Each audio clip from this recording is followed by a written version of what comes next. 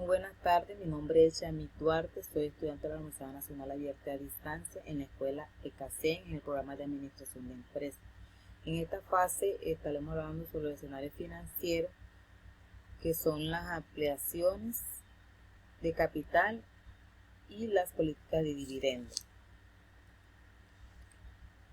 Las ampliaciones de capital son aportaciones posteriores a los socios o inversionistas, es decir, un incremento de número de acciones que se realiza mediante la emisión de nuevas acciones. Cabe recordar que no todas las ampliaciones de capital ni todas las emisiones de acciones generan nuevos recursos financieros para la compañía. Por ejemplo, si una empresa transfiere parte de su reserva, la mayor parte proviene del autofinanciamiento y son capitales propios. A la cuenta de capital, se amplía de tal manera que esto se refiere a un simple apunte contable, sin que reduzca ninguna aportación de recursos. Cuando esto pasa, a los socios se les entrega acciones liberadas, es decir, acciones por lo que no tienen que pagar. Las consecuencias de una ampliación de capital se realizan a partir de nuevos recursos. El coste de capital de esta fuente de financiación no es cero, tiene un costo como cualquier otra fuente financiera, ya que se debe atenderse a las expectativas de los socios. El coste se concreta en dividendos y reservas. Entre los dividendos, si una empresa no reparte dividendos, los socios no se verán motivados a continuar con sus ahorros invertidos en acciones en esta compañía. Ellos preferirían comprar acciones a otras empresas que sí le ofrezcan esos recursos. Si las empresas no reparten esos dividendos suficientes, pueden suponerse un coste de término de una pérdida de valor bursátil de sus acciones. Entre la reserva, si se detiene los recursos financieros, el cual esto podría ser invertidos, a su vez dar una rentabilidad, aunque las reservas incrementan el patrimonio neto de las empresas y el valor de las acciones. Por lo tanto, las ampliaciones de capital son una fuente de financiación externa propia y por consiguiente es a largo plazo. Si esta también tiene unas ventajas y unas desventajas. Entre las ventajas es que ofrece autonomía y reduce la dependencia del sector financiero de las fluctuaciones de los tipos de interés y de falta de liquidez de los sistemas financieros. También no tiene como financiero explícito, a su vez disminuye los gastos financieros, entre otros. Entre las desventajas, una organización que cuenta con una gran dotación de capital puede sentirse inclinada a realizar inversiones poco analizadas, en comparación con otras organizaciones que cuentan con menos recursos propios. También las ampliaciones de capital tienen que tributar por el impuesto de transmisiones patrimoniales, por ser operaciones societarias, etc. Por lo menos, cuando hablamos de la política de dividendos, esto se refiere a los pagos de una empresa que hace a unos accionistas, ya sea que se manifieste de manera efectiva o de acciones. Este es un pago que se ha realizado como distribución de las utilidades del negocio, es decir, las ganancias que han tenido de las empresas, ya que esto hace parte de las ganancias que se hayan generado en el periodo actual o en periodos anteriores.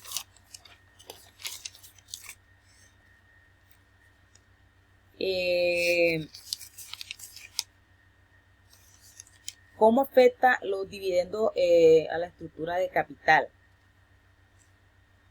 Por la retención de las utilidades que aumenta el capital común respecto a las deudas, también por financiar con utilidades retenidas, el cual es más barato que emitir nuevo capital común. ¿Qué procedimiento se debe realizar para pago de dividendos? Por lo menos tenemos la fecha de declaración, fecha de registro, fecha de dividendo y fecha de pago. el cual la fecha de declaración ajusta a directivas de una organización que declara los dividendos regularmente. En la fecha de registro, esta es una fecha en donde la compañía abre el libro de propietario para determinar quién será la persona que recibirá el dividendo, es decir, que las empresas tendrán que pagar los dividendos a estos accionistas que aparezcan en dicho libro, en dicho registro. La fecha de dividendo habitualmente se cumple 2 o 4 días hábiles ante la fecha de registro. Por tal razón, si las acciones son vendidas a nuevos miembros o accionistas, estos deberán registrarse antes de la fecha establecida para poder recibir esos dividendos. La ventaja para pagar los dividendos bajo los factores que probablemente favorezcan una política de dividendos bajos son los impuestos y los costos de emisión. En los impuestos, esto está relacionado con las políticas de dividendo, de cuánto se han relacionado en cuanto las leyes fiscales de cada país. Generalmente los dividendos se pagan con el impuesto sobre la renta. El coste de emisión de nuevas acciones pueden ser muy elevadas. Si esto se incluye en el análisis, podemos ver que el valor de las acciones disminuye a medida que se emiten nuevas acciones.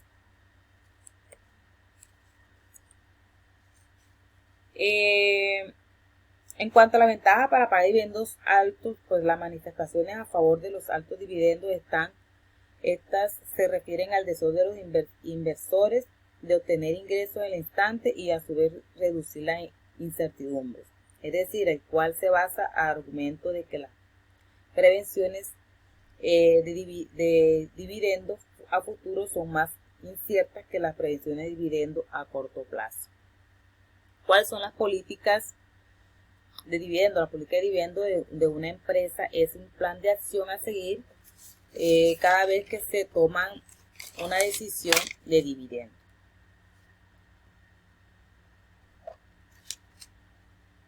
De tal manera que las políticas que se deben tener en cuenta son dos objetivos básicos, ya que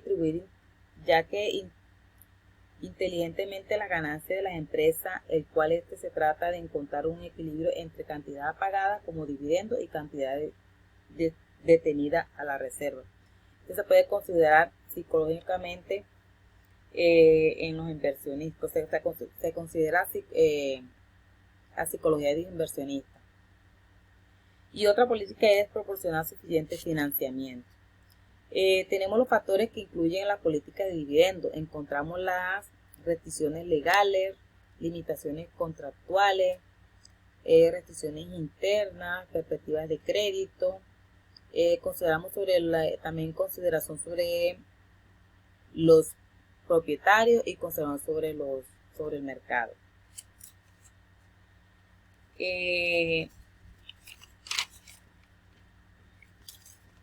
Estos, como podemos ver, también tenemos la decisión de la política de dividendo. Las políticas de dividendo pueden crear valor a los gerentes financieros que desean tomar decisiones racionales al respecto. Podrán tener en cuenta todos los factores que influyen en las políticas de dividendo, de tal manera que estas políticas no tienen una decisión independiente.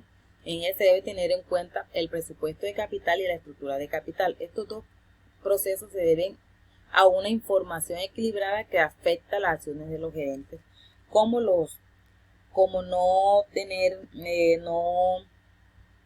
recurrir a nuevas emisiones de capital común, porque esta genera un costo de flotación que puede evitarse financiándose como la utilidad retenida. También otra sería que la información asimétrica hace que los inversionistas vean en la emisión una señal negativa y que por lo mismo reduzcan sus expectativas acerca de la perspectiva futura de la compañía. Muchas gracias.